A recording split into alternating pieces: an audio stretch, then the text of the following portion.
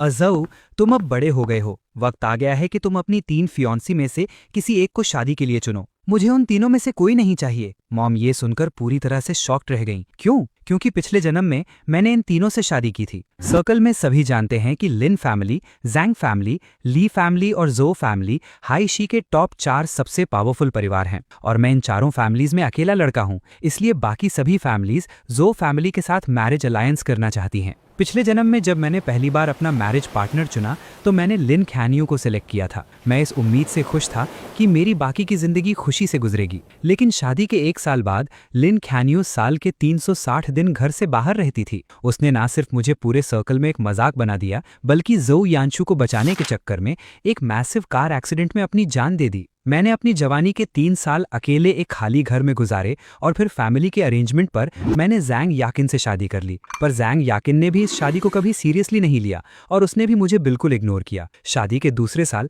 जैंग याकिन ने जोउ यानशू के लिए एक डेडली रेसिंग गेम में अपनी जान गंवा दी और इस वजह से लोग मुझे जिंक्स या मनहूस बुलाने लगे। 30 साल की उम्र में मैंने फिर से ली सिनिंग से शादी की। इस बार हम दोनों ने एक दूसरे की रिस्पेक्ट की और अपनी पूरी जिंदगी आराम से बिताई। लेकिन मरने से ठीक पहले ली सिनिंग ने मेरा हाथ पकड़ा। उसने बस एक आखिरी विश मांगी, अज़ऊ, अगर अगला जन्म हो तो प्लीज मुझे अपना पार्टनर मत चुनना। मैं सिर्फ यानशू के साथ रहना चाहती हूँ। तब जाकर मुझे समझ आया, असल में वो तीनों जोउ यानशू से प्यार करती थीं। इसीलिए मरने से पहले उन तीनों की आखिरी बात एक जैसी थी कि मैं उन्हें अपनी शादी के लिए सिलेक्ट ना करूं। और जोउ यानशू, वो तो बस हमारे फैमिली हाउसकीपर का बेटा था, एकदम ऑर्डिनरी लुक्स और किसी काम का नहीं। मुझे नहीं पता था कि मैं कहाँ हार गया और मुझे ये भी नहीं पता कि वो तीनों जोउ यानशू को इतना पागलपन की हद तक प्यार क्यों करती थीं। ताकि जोउ यानशू को उनकी फैमिलीज टारगेट ना करें, उन्होंने खुशी खुशी मेरे साथ मैरिज अलायंस एक्सेप्ट कर लिया था। मैंने अपनी पूरी जिंदगी उनका जोउ यानशू के लिए ये मरते दम तक चलने वाला प्यार देखा और अपनी पूरी लाइफ से मैंने बस एक ही लेसन सीखा, मैं लू चनजोउ किसी की स्टोरी का साइड कैरेक्टर नहीं हूँ और जो मुझे पसंद नहीं करते अब मुझे भी उनकी कोई जरूरत नहीं है। इसलिए इस जन्म में मैंने उनमें से किसी को नहीं चुना। इसके बजाय मैंने अपने पेरेंट्स को एक नया जवाब दिया, अगर अलायंस करना ही है तो मैं सिर्फ सू फैमिली की सू वंशिंग से शादी करूंगा। ये नाम सुनते ही मेरे पेरेंट्स के चेहरे पर डिसबिलीव था। सू वंशिंग तो सू फैमिली की इलेजिटिमेट डॉटर है। अचानक से सब ठीक होते हुए तुम उससे शादी क्यों करना चाहते हो? पिछले जन्म में सू वंशिंग आगे चलकर फोर्ब्स लिस्ट की top ranking global richest woman बन गई थी। जब ये अलायंस फैमिली के लिए ही है तो मैं इस शादी से मैक्सिमम प्रॉफिट निकालूंगा। सू वंशिंग एक ऐसी चॉइस है जिसमें सिर्फ फायदा ही फायदा है, कोई नुकसान नहीं। रही बात प्यार की, तो अब मुझे उसकी कोई उम्मीद नहीं है। इसीलिए भले ही मेरे पेरेंट्स राजी नहीं थे, मैंने दिमाग लगाकर उन्हें मनाने के लिए हजारों रीजंस ढूंढ निकाले। हैशी की इकोनॉमी बहुत तेजी से ग्रो कर रही है और सू ग्रुप वहां का टॉप लेवल का पावरफुल परिवार है। क्या आप दोनों हमेशा से हैशी में एंटर नहीं करना चाहते थे, पर वहां कोई बेस न होने की वजह से आपको पीछे हटना पड़ा? मेरा उससे शादी करना हमारे लिए एक परफेक्ट चांस होगा। क्या आपने खुद सू वानसिंग के बारे में ये नहीं कहा था कि भले ही वो एक लड़की है पर वो बहुत एम्बिशियस है, उसकी आगे की सोच और डिसीजंस बहुत शार्प होते हैं और फ्यूचर में वो जरूर कुछ बड़ा करेगी? मेरा ये एनालिसिस सुनकर मेरे पेरेंट्स कन्विंस हो गए। उन्होंने आखिरकार मेरे डिसीजन की रिस्पेक्ट की और खुद सू फैमिली से कांटेक्ट करके इस अलायंस को फिक्स कर दिया। अज़ू, हमारी दोनों फैमिलीज ने डिसाइड कर लिया है, शादी आधे महीने बाद होगी। ये सुनकर आखिरकार मेरे दिल को शांति मिली। टाइम बहुत कम था, इसलिए मेरे पेरेंट्स जल्दबाजी में बिट्रोदल गिफ्ट्स तैयार करने चले गए और मैं अकेला सोफा पर बैठा मिक्स्ड फीलिंग्स के साथ सोच में डूबा था। थोड़ी ही देर में दरवाजे पर कदमों की आहट हुई। लिन चियान्यू, जांग याकिन और ली सिनिंग दरवाजा खोलकर अंदर आईं और उन तीनों की नजरें सीधे मुझ पर आकर टिक गई। अज़ू, तुमने मैरिज अलायंस के लिए किसको चुना है? उन तीनों का एक साथ पूछा गया ये सवाल सुनकर और उनके नर्वस और सीरियस एक्सप्रेशंस को देखकर मैं एक पल के लिए खो गया। हम चारों बचपन के दोस्त थे, एक साथ बड़े हुए और हमेशा एक साथ रहे थे। ये तीनों बड़ी बहनें हमेशा मुझे एक छोटे प्रिंस की तरह पैम्पर करती थीं। मुझे जो चाहिए होता था वो मुझे लाकर देती थीं। जब मैं उदास होता था तो वो बारी बारी मुझे मनाती थीं। कोई मुझे परेशान करता तो वो सबसे आगे आकर मेरे लिए लड़ती थीं। पर अब ऐसा लगता है ये सारा प्यार और पैम्परिंग सिर्फ इसीलिए था क्योंकि वो मुझे अपना छोटा भाई मानती थीं। पिछले जन्म में मुझे लगा था कि उनका इस तरह भागकर आना और बार बार पूछना उनकी एक्साइटमेंट और एक्सपेक्टेशन है, पर अब मुझे समझ आया वो बस ये चाहती थी कि मैं उन्हें सिलेक्ट ना करूं। इसीलिए उनके चेहरों पर ऐसा एक्सप्रेशन था। मेरे दिल में एक अजीब सी चुभन महसूस हुई और मेरी सांस अटकने लगी थी। बहुत देर तक चुप रहने के बाद मैंने अपने इमोशंस को कंट्रोल किया और भारी आवाज में उन्हें जवाब दिया, 15 दिन बाद तुम्हें खुद पता चल जाएगा कि मैंने किसको चुना है। ये देखकर कि मैं सच नहीं बता रहा, वो तीनों बेचैन हो गई और डिटेल में पूछना चाहती थी, पर इससे पहले कि वो कुछ बोल पाती मेरा फोन रिंग करने लगा। यंग मास्टर, यंशु का रास्ते में एक्सीडेंट हो गया है और वो बुरी तरह से इंजर्ड है। अभी उसको हॉस्पिटल में बचाने की कोशिश की जा रही है, पर हॉस्पिटल में कोई भी वार्ड खाली नहीं है। क्या आप मेरी मदद करके मेरे बेटे को बचा सकते हैं? जू हाउसकीपर की रोती हुई ये आवाज सुनकर लिन चियान्यू ने झट से मेरे हाथ से फोन छीन लिया। उसकी आवाज में भारी टेंशन थी। वो किस हॉस्पिटल में है? फोन के दूसरी तरफ कुछ सेकंड का सन्नाटा छा गया। फिर जू हाउसकीपर ने रोते हुए हॉस्पिटल का नाम बताया। ये छोटी सी बात है, मैं जाकर इसे हैंडल करती हूँ। इतना कहकर वो बिना रुके घूमकर वहां से चली गईं। ये देखकर जांग याकीन और ली सिनिंग दोनों भी बिना संकोच किए उसके पीछे निकल पड़ी। ये हॉस्पिटल जांग फैमिली के नाम पर है। मैं जाकर वहां के डायरेक्टर से बात करती हूँ। अजू, तुम घर पर आराम करो। मैं भी वहां कुछ सीनियर और टॉप लेवल डॉक्टर्स को जानती हूँ, मैं उन्हें कॉन्टैक्ट करती हूँ। अजू, तुम्हें टेंशन लेने की जरूरत नहीं है। उन सब ने मुझे घर पे छोड़ने के एक्सक्यूज मेरे फायदे के लिए बनाए थे, पर सच तो ये था कि वो बस किसी भी तरह जू यानशु से मिलने जाना चाहती थी। उनका जू यानशु के लिए प्यार इतना क्लियर था, पता नहीं पिछले जन्म में मैं ये सब कैसे नहीं देख पाया। उनको इतनी जल्दी वहां से भागते हुए देखकर मेरे होठों पर खुद का मजाक उड़ाता एक स्माइल आ गया। मैं चुपचाप मुड़ा और अपने बेडरूम में चला गया और वहां उन तीनों से जुड़ी हर एक चीज को एक जगह जमा करने लगा। जब मैंने सारा सामान पैक कर लिया तब तक रात हो चुकी थी। मैंने अपना फोन ओपन किया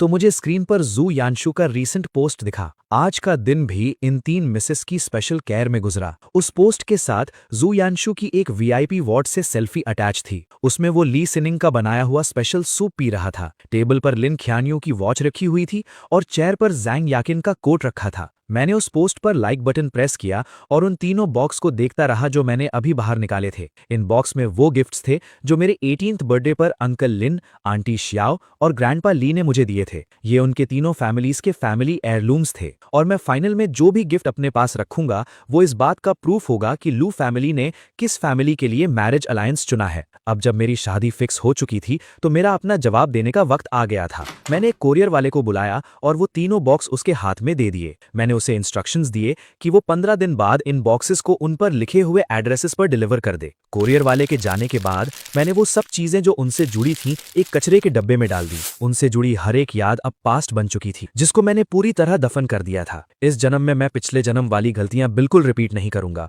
मैं अपना सारा फोकस शादी की तैयारियों पर लगा रहा था और बाहर की दुनिया की मुझे कोई खबर नहीं थी। कुछ दिन बिजी रहने के बाद जब मैं अपने लिए सूट और एक्सेसरी सिलेक्ट करके घर वापस लौटा तो मैंने देखा कि वो तीनों जू यानशु को घेरे हुई थी। एक एसी का टेम्परेचर सेट कर रही थी, दूसरी मेडिसिन को धीरे धीरे फूंक मारकर ठंडा कर रही थी और तीसरी जू यानशु पर ब्लैंकेट डालकर उसकी तबीयत के बारे में बेहद प्यार से पूछ रही थी। जू यानशु को किसी प्रिंस की तरह पैम्पर होते देख मेरी आंखों में फिर से वो सेल्फ मॉकिंग हंसी आ गई। उनका प्यार इतना क्लियर दिख रहा था, फिर पिछले जन्म में मैं अंधा कैसे था? एक पल के लिए मेरे दिल में बहुत सी फीलिंग्स आने लगी थी। तभी अचानक जू यानशु ने मुझे देखा और एक डरी हुई चिड़िया की तरह खड़ा हो गया। उसके चेहरे पर रिस्पेक्ट और डर साफ दिख रहा था। यांग मास्टर, आप वापस आ गए। मैं अभी जाकर आपके लिए डिनर तैयार करता हूँ। ये कहते हुए जू यानशु खड़ा होने ही वाला था, पर लिन ख्यानियों ने उसको पकड़कर रोक लिया। यानशु की तबीयत अभी पूरी तरह ठीक नहीं हुई है और घर में काम करने वालों की भी कोई कमी नहीं है। आजू, ये छोटे मोटे काम किसी और से भी करवाए जा सकते हैं, पर प्लीज यानशु को ऑर्डर देना बंद करो। जैंग याकिन और ली सिनिंग ने भी बीच में बोलना शुरू किया।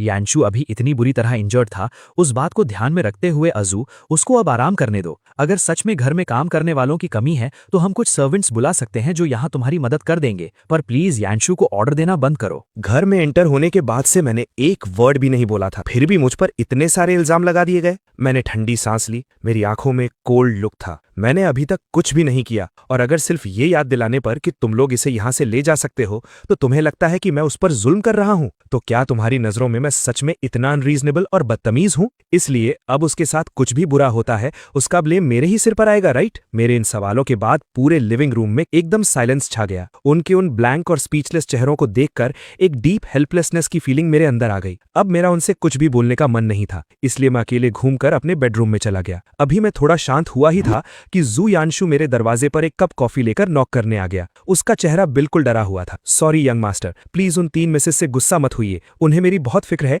इसलिए जल्दबाजी में उन्होंने आपको वो सब बोल दिया। मेरी वजह से आपकी और उनकी लड़ाई हुई है। अगर आपको गुस्सा करना है तो मुझ पर करिए। अपनी पिछली जिंदगी के एक्सपीरियंस से मैं जानता था कि जू यानशु क्या करने की कोशिश कर रहा था। वो अच्छा बनने और बेचारा दिखने की एक्टिंग करके बस प्रॉब्लम क्रिएट करना चाहता था, इसलिए मैंने उसकी बात का कोई जवाब नहीं दिया। कॉफी टेबल पर रखो और मेरे रूम से निकल जाओ। जब जू यानशू ने मेरी ये फ्रीजिंग कोल आवाज सुनी तो वो और भी ज्यादा इंजर्ड एक्टिंग करने लगा, पर डर की वजह से और कुछ नहीं बोल पाया। उसने जानबूझकर कॉफी स्पिल करने का नाटक किया और वो उबलती हुई कॉफी मेरी बॉडी पर गिर गई। मेरी स्किन जलकर रेड हो गई और ब्लिस्टर्स फॉर्म होने लगे। मेरे मुंह से दर्द भरी आवाज निकली और मैंने गुस्से में जू यानशू को पीछे धक्का दे दिया, जो कि टिश्यू पेपर लेकर साफ करने की नकली कोशिश कर रहा था। मेरे धक्का देते ही जू यानशू ने जानबूझकर खुद को पीछे की तरफ टेबल पर गिरा दिया और उसका सिर जोर से टेबल से टकराया, जिससे उसके माथे से खून निकलने लगा। उस आदमी के चिल्लाने की आवाज पूरे विला में गूंजने लगी। इससे पहले कि मैं समझ पाता कि क्या हो रहा है, लिन क्यानयू, जांग याकिन और ली सिनिंग दौड़ते हुए अंदर आ गईं। जू यानशू को खून से लथपथ जमीन पर बेहोश देखकर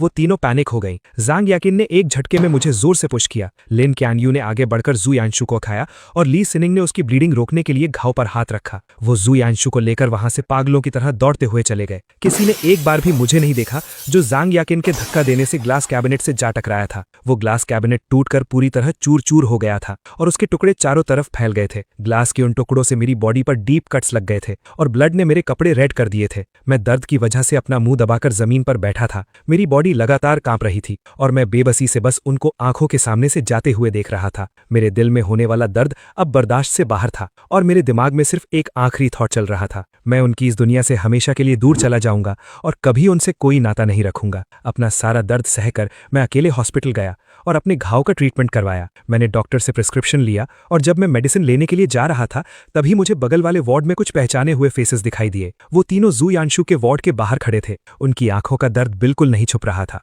मैंने पहले ही कहा था कि यानशू बहुत सॉफ्ट हार्टेड है। अगर वो लू फैमिली में रहेगा तो उसको सिर्फ दर्द और परेशानी मिलेगी। एक बार जब ये मैरिज अलायंस फिक्स हो जाएगा, चाहे जो भी हो, हमें उसे वहां से निकालना ही होगा। मैं अब उसे और चोट खाते नहीं देख सकती। आजकल हमारे पेरेंट्स को भी पता है कि जिसको हम सच में प्यार करते हैं वो यानशू है, इसलिए हमें उसकी सेफ्टी हर हाल में अश्योर करनी ही होगी। तो इसलिए चाहे आजो जिसको भी चुने, उस इंसान को बिना किसी कंप्लेंट के ये शादी एक्सेप्ट करनी पड़ेगी ताकि हमारी फैमिलीज यानशू को टारगेट न कर सकें। मैं वहां शांति से खड़ा ये सब सुन रहा था और अचानक मेरे दिल में एक भयंकर दर्द उठने लगा। तो आखिर ये रीजन था कि पिछले जन्म में वो मुझसे प्यार ना करने के बावजूद इस शादी के लिए मान गई थीं। उन्हें लगता था कि उन्होंने अपनी खुशी सैक्रिफाइस करके अपने ट्रू लव को बचा लिया, लेकिन जो चीज तबाह हुई वो मेरी पूरी लाइफ थी। मैंने अपना सिर नीचे झुकाया, मैं हंसता गया और हंसते हंसते मेरी आंखों से आंसू निकलने लगे। तुम लोग निश्चिंत रह सकते हो क्योंकि इस बार तुम में से किसी को भी अपना सैक्रिफाइस देने की कोई जरूरत नहीं पड़ेगी। अपने इमोशंस को वापस कंट्रोल करके जब मैं मुड़कर वहां से जाने लगा, अचानक मेरा फोन रिंग करने लगा। मेरे अलार्म की इस आवाज से वार्ड में खड़ी उन तीनों औरतों का ध्यान मेरी तरफ गया। उन्होंने दरवाजा खोला और मुझे वहां देखकर सब हैरान हो गईं। तुम यहाँ क्या कर रहे हो? क्या तुम यानशू से माफी मांगने आए हो? तुम कब से यहाँ हो? क्या तुमने अभी हमारी कोई बात सुनी? तुम्हारी बॉडी पर ये सब इंजरीज कैसे आईं? ये सब कैसे हुआ? एक के बाद एक आने वाले उनके इन ढेरों क्वेश्चंस का मैंने लाइन से जवाब दिया। मेरी बॉडी पर जो ये कट्स और इंजरीज हैं वो इसलिए आए क्योंकि तुम लोग झो यानशू को बचाने के लिए भाग रहे थे, तब तुमने मुझे जोर से धक्का दिया था। मैं हॉस्पिटल सिर्फ अपने घाव का ट्रीटमेंट कराने आया था, तुम्हारे उस झू यानशू को सॉरी बोलने नहीं, क्योंकि उसने सबसे पहले मेरे ऊपर गर्म कॉफी गिराई थी, इसलिए मैंने उसे धक्का दिया। और जहां तक तुम लोगों से मिलने की बात है, ये सब सिर्फ एक एक्सीडेंट था। मेरे मुंह से ये पूरी कहानी सुनकर वो तीनों कुछ सेकंड्स के लिए सुन्न हो गईं। उनकी आंखों में कंफ्यूजन बढ़ता जा रहा था। जब उन्हें याद आया कि आवाज सुनने के बाद क्या क्या हुआ था, यानशू ने जानबूझकर कॉफी नहीं गिराई थी, वो इंजर्ड था और उसके हाथों में ताकत नहीं थी। तुम उस पर गुस्सा मत करो। जब हम अंदर आए तो हर जगह ब्लड देखकर हमें लगा कि शायद उसकी जान को खतरा है, इसलिए हमारे इमोशंस थोड़े आउट ऑफ कंट्रोल हो गए थे।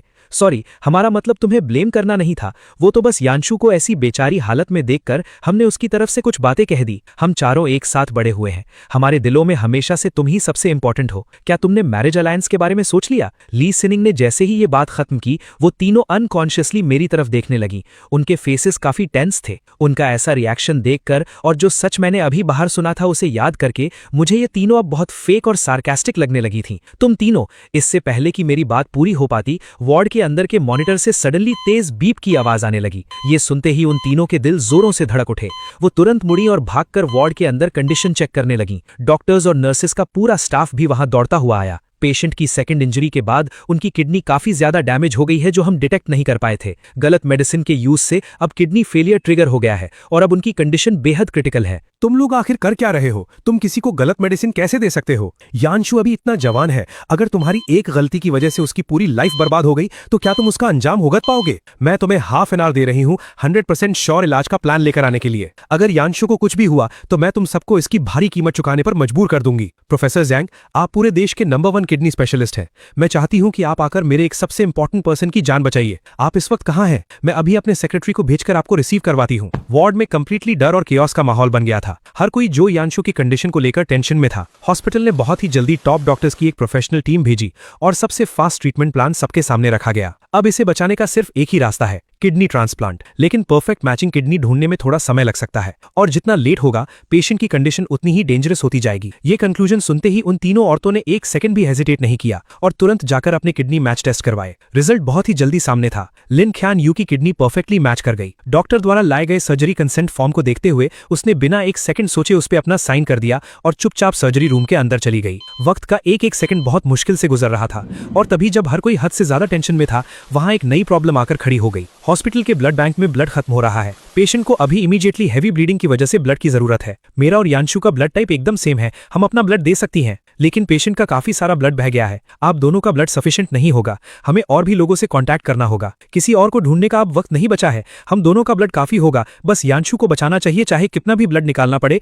हम दे सकती हैं। नर्स उनके जिद के आगे कुछ न कर सकी, इसलिए उन्होंने उन्हें खून निकालने वाले ट्रांसफ्यूजन रूम में भेज दिया। सर्जरी रूम के बाहर वो रेड लाइट बार बार जल बुझ रही थी और मेरी आंखों को चुंधिया रही थी। जो यानशु की कंडीशन बिगड़ने से लेकर उन लोगों का अपना खून देने तक मैंने आज ये सब कुछ अपनी आंखों के सामने देखा था और अभी मेरा दिमाग पूरी तरह सुन्न पड़ चुका था। पिछले जन्म में जब लिन ख्यान यू और जैंग याकिन की जो यानशु के कारण मौत हुई थी तब मैं वहां मौजूद नहीं था। बाद में मुझे ये सब किसी और से सुनने मिला था। उस वक्त जब मैंने ऐसी सैड न्यूज सुनी, मैं रोते हुए एक सदमे में डूब गया था और इस बात को मैं कंप्लीटली समझ नहीं पाया था कि आखिर क्यों उन्होंने जो यानशु को बचाने के लिए अपनी ही लाइफ सरेंडर कर दी थी। लेकिन आज इस सीन को इन आंखों से देखने के बाद मेरे दिमाग की सारी कंफ्यूजन दूर हो चुकी थी। हाँ, क्योंकि वो तीनों सिर्फ जो यानशु से सच्चा प्यार करती थीं, एक ऐसा दीवानपन जिसके लिए वो सब कुछ सैक्रिफाइस करने को हमेशा रेडी थीं, चाहे बात उनकी शादी की हो या उनकी जिंदगी की। उन्होंने बिना सोचे समझे ये डिसाइड किया। यही रीजन है कि मैं अपनी लाइफ में कभी भी जो यानशु से नहीं जीत पाया।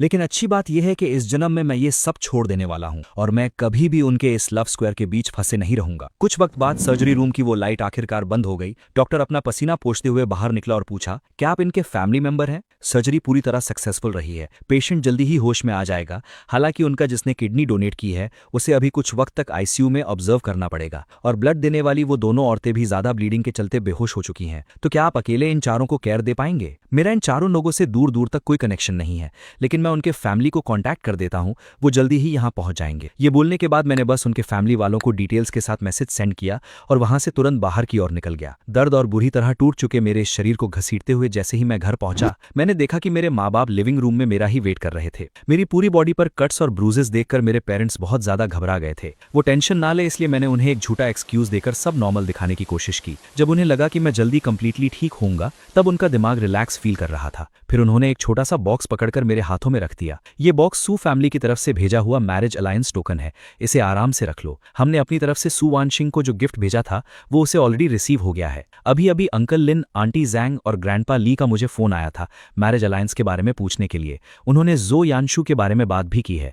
उन्होंने कहा है कि उन तीनों ने बस ऐसे ही एक्स्ट्रा दया दिखाई है, पर रियल बात यह है कि वो सिर्फ तुमसे ही शादी करना चाहती हैं। हमें सच में कोई आइडिया नहीं है कि एक्चुअल बात क्या है, इसलिए हम उनको सीधे सीधे जवाब नहीं दे पाए। तो कृपया इस प्रॉब्लम को अपने तरीके से ही सॉल्व करो। तुम अब बड़े हो चुके हो और तुम्हें खुद अपनी रिस्पॉन्सिबिलिटीज पता है, इसलिए तुम्हारे इस मामले में नहीं मैं और न तुम्हारे पिता इंटरफेयर करेंगे। मैं भी नहीं चाहता था कि पेरेंट्स को कोई परेशानी दूं, इसलिए मैंने प्रॉमिस करते हुए कहा कि मैं सब संभाल लूंगा। उसके आने वाले 2 दिनों तक मैंने अपने लोगों की मदद लेकर सू फैमिली और सू वानशिंग की पूरी इन्फॉर्मेशन पता करनी चालू की, ताकि मैं इस रिश्ते से पहले सब ठीक से जान लूं। उनके बारे में प्रॉपर डिटेल जमा करने के बाद मैं सीधा सिटी मॉल गया और सू फैमिली के हर एक मेंबर की चॉइस का ख्याल रखते हुए meet and greet gifts pack किए। पूरा दिन घूमने के बाद मैं गाड़ी को सारे गिफ्ट से लोड कर अपने घर लौटा तो मैंने देखा कि लिन, क्यान यू और बाकी दोनों दरवाजे पर मेरा ही वेट कर रही थी। अपने साथ ही वो लोग ढेरों गिफ्ट्स लेकर आई थी, जिससे पूरे लिविंग रूम की आधी जगह कवर हो चुकी थी। मेरे कंफ्यूज चेहरे को ध्यान में रखते हुए तीनों ने एक दूसरे को देखा। ये तमाम प्रेजेंट्स हमारी फैमिलीज ने रेडी किए थे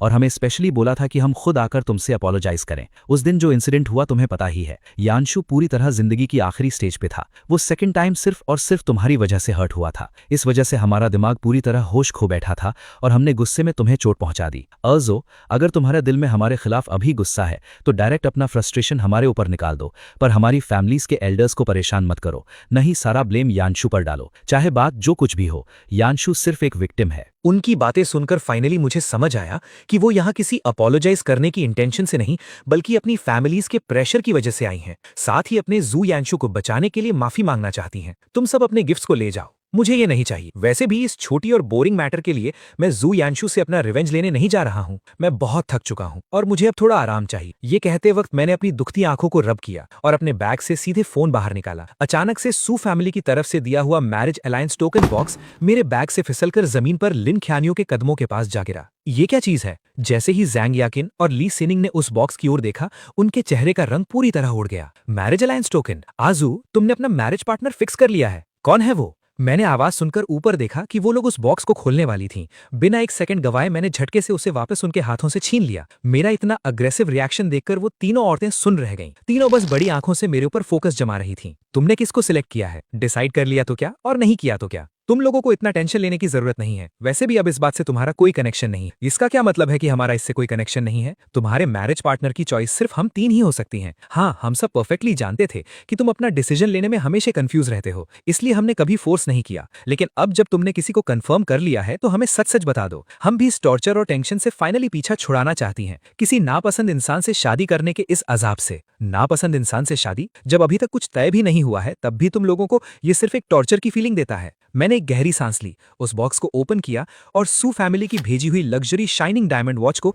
कंप्लीटली उनके सामने रिवील कर दिया। यही मेरा एक्चुअल आंसर है। क्या इससे तुम्हें सेटिस्फैक्शन मिल चुकी है? इसके लिए तुमने कितने पैसे दिए? हम इसका पूरा फाइन कवर करने के लिए पेमेंट दे देती हैं। इसे हमारी माफी का तोहफा समझ लेना। मैं बस शांत रहकर अपने हाथ में उस शाइनिंग डायमंड को फोकस कर रहा था और मैंने एक वर्ड भी नहीं बोला। लिन ख्यानियू को लगा कि मुझे ये डायमंड वॉच पसंद आई है। उसने खुद आगे बढ़कर वो वॉच मेरे हाथ पर पहना दी और बोली, खूबसूरत है, तुम पर बहुत सूट कर रही है, तुम इसे अपने मेमोरी के तौर पर रख सकते हो। पुनर्जन्म के बाद आज पहली बार मैंने उन तीनों के चेहरों पर सच्ची स्माइल देखी थी और उनकी इस खुशी का रीजन सिर्फ ये था क्योंकि उन्हें लग रहा था कि मैंने अब तक अपना मैरिज अलायंस पार्टनर चुना नहीं है। इसलिए उस खुशी वाले पल में मुझे ये सब बहुत रिडिकुलस लगा। मैं उन्हें असलियत बताने ही वाला था कि अचानक से वहां जू सांशु आ गया और मेरी बात काट दी। वाह, घर में अचानक इतने सारे गिफ्ट्स कैसे आ गए? क्या ये सब यंग मास्टर को दिए गए हैं? जैसे ही उन तीनों ने नोटिस किया कि यानशु वापस आ गया है, उनकी नजरें पूरी तरह से यानशु पर चिपक गईं, जैसे वो अपनी जगह से हिल ही नहीं सकती थीं। उनके होठों पर आई उस खुशी को देखकर मैंने कामली कहा, हाँ, ये सब मुझे दिए गए हैं,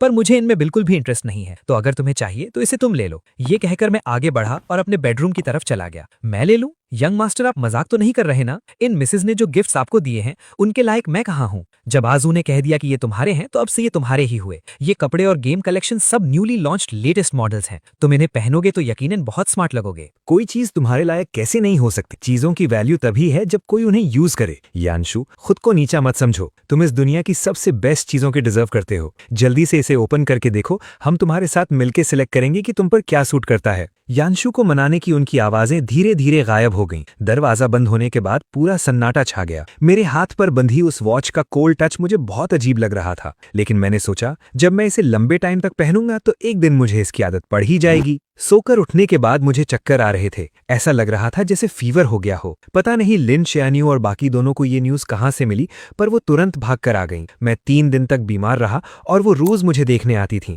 बस लू फैमिली के घर में शिफ्ट होना ही बाकी रह गया था, लेकिन मेरे साथ बिताया गया उनका टाइम ना के बराबर था। मोस्टली वो नीचे वाले फ्लोर पर यानशु के साथ ही टाइम स्पेंड करती थीं। मैं ये सब अपनी आंखों से देख रहा था, लेकिन मैंने उन्हें कभी एक्सपोज नहीं किया। कभी कभी वो ऊपर आकर मुझे भी देख लेती थीं और उन्होंने नोटिस किया कि मेरे रूम से बहुत सी चीजें गायब हो गई हैं। उनके बार बार पूछने पर मैंने बस कुछ रैंडम एक्सक्यूजेस देकर बात टाल दी। मेरे बर्थडे वाले दिन तक मेरी तबीयत भी ऑलमोस्ट ठीक हो चुकी थी। बर्थडे पार्टी शुरू होने से पहले मेरे पेरेंट्स मुझे लेने आए और उन्होंने स्पेशली मुझे बताया आज सर्कल के सभी इंपॉर्टेंट लोग अटेंड करेंगे। लिन फैमिली, जैंग फैमिली और ली फैमिली भी पक्का तुम्हारा बर्थडे सेलिब्रेट करने आएंगी। मैंने और तुम्हारे डैड ने डिस्कस किया है और हमें लगता है कि आज तुम्हारी मैरिज अनाउंस करने का परफेक्ट दिन है। तुम्हें क्या लगता है? मैं हाँ में सिर हिलाने ही वाला था कि तभी मेरे पीछे से एक ग्लास टूटने की की आवाज आई। मैंने मुड़कर देखा तो जाओ शांग का चेहरा एकदम पीला पड़ गया था और वो अपनी जगह पर सुन्न खड़ा था। यंग मास्टर, आप शादी करने वाले हैं? मैंने बस हल्का सा सिर हिला दिया और कोई एक्सप्लेनेशन नहीं दिया। वैसे भी जल्द ही सबको इस मैरिज के बारे में पता चल ही जाएगा।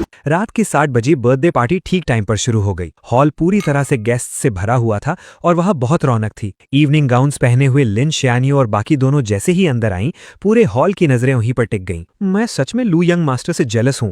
उनके पास इतनी ब्यूटीफुल बचपन की दोस्त है, वो भी 3-3, और वो उनमें से किसी एक को शादी के लिए चूज कर सकते हैं। मेरी लाइफ में ऐसा गुड लक कब आएगा यार? तुम्हारी जेलसी का क्या फायदा? ये तो बचपन से ही तय की गई मैरिज है। वो चाहे जिसे भी चुने, दोनों फैमिलीज का स्टेटस एकदम मैच करता है। वो एक परफेक्ट कपल होंगे। मुझे याद है लू यंग मास्टर की भी शादी की एज हो गई है ना? तुम्हें क्या लगता है, क्या वो डायरेक्टली अपनी मैरिज अनाउंस कर देंगे?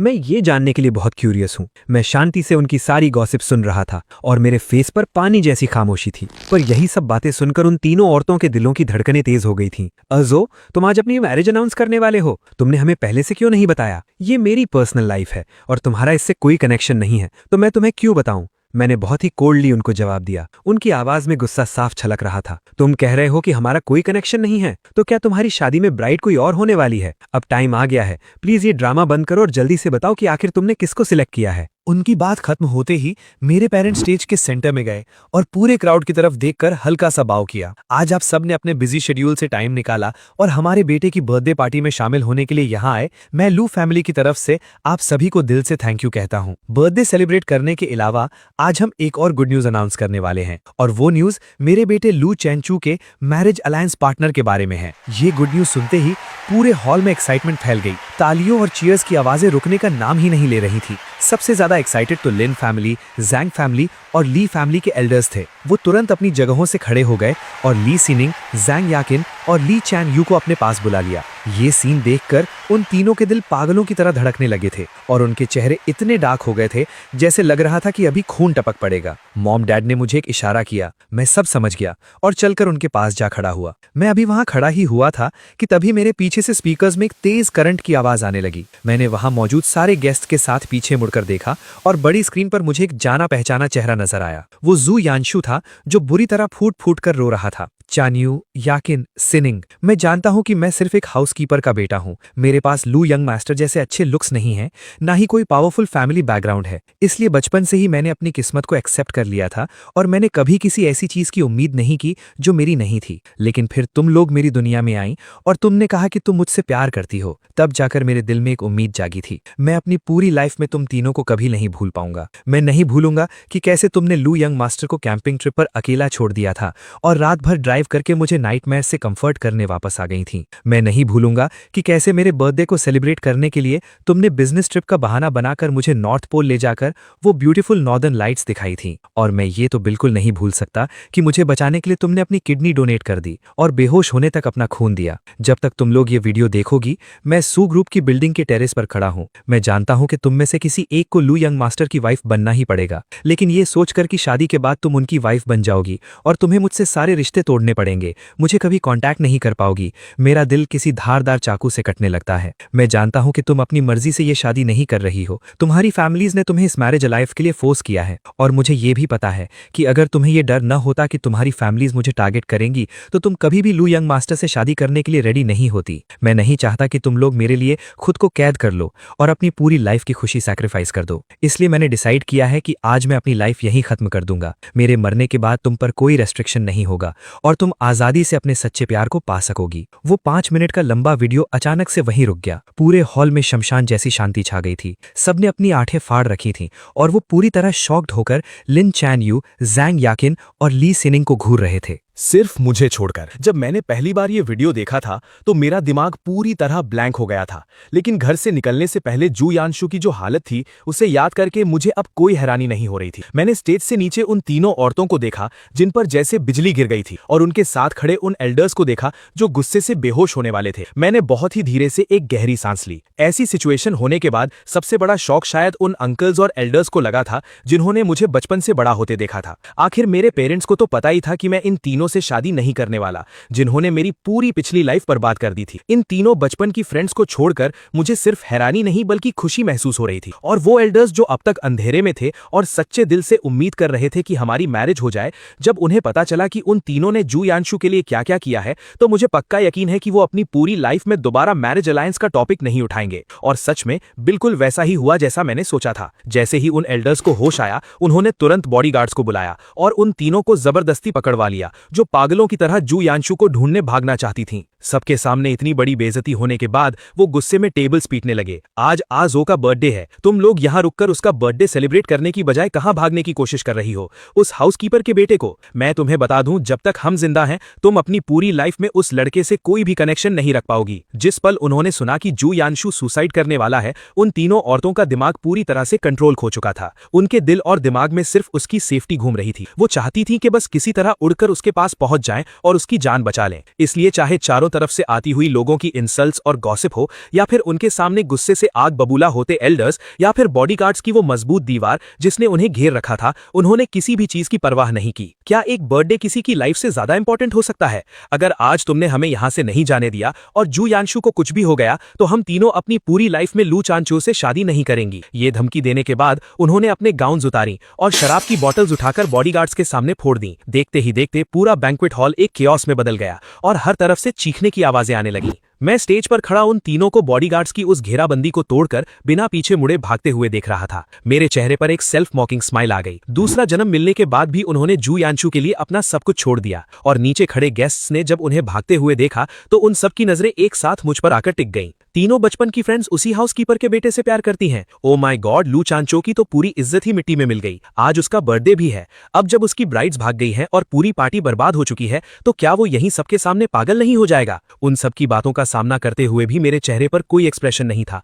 मैं बिल्कुल काम था। मैंने अपने पेरेंट्स के कंधों को हल्के से थपथपाया, जो अभी भी सदमे में थे। मैंने माइक अपने हाथ में लिया और पूरे कॉन्फिडेंस से बोला, अभी अभी एक अनएक्सपेक्टेड इंसिडेंट हो गया जिसकी वजह से आप सबको परेशानी हुई। मैं अपने पेरेंट्स की तरफ से आप सभी को सॉरी कहता हूं। इसके अलावा मैं ये अनाउंस करना चाहता हूं कि मेरी मैरिज परसों होने वाली है और मेरी मैरिज पार्टनर हाइशी के सू फैमिली की सू वान सिंह है। आप सभी उस दिन हमारी शादी में इन्वाइटेड हैं। मेरे इन थोड़े से शब्दों ने एक बार फिर पूरे हॉल को पूरी तरह से साइलेंट कर दिया था। मुझे इस बात की कोई परवाह नहीं थी कि उनका क्या रिएक्शन होगा। मैंने अपने पेरेंट्स को सपोर्ट दिया और हम होटल से बाहर निकल आए। पूरे रास्ते में कार के अंदर भयंकर सन्नाटा था। बस हमारे सांस लेने की आवाजें साफ सुनाई दे रही थीं। जब हम कार से उतरने वाले थे, तब पेरेंट्स ने गहरी सांस ली और मुझे बहुत ही प्यार और तरस भरी नजरों से देखा। अजो, क्या तुम्हें पहले से पता था कि वो तीनों जो यंशु को पसंद करती हैं? क्या इसीलिए तुम इस मैरिज अलायंस को कैंसिल करने पर अड़े हुए थे और उस सू फैमिली की इललेजिटिमेट डॉटर से शादी करना चाहते थे? हाँ, जबरदस्ती का रिश्ता कभी खुशी नहीं देता।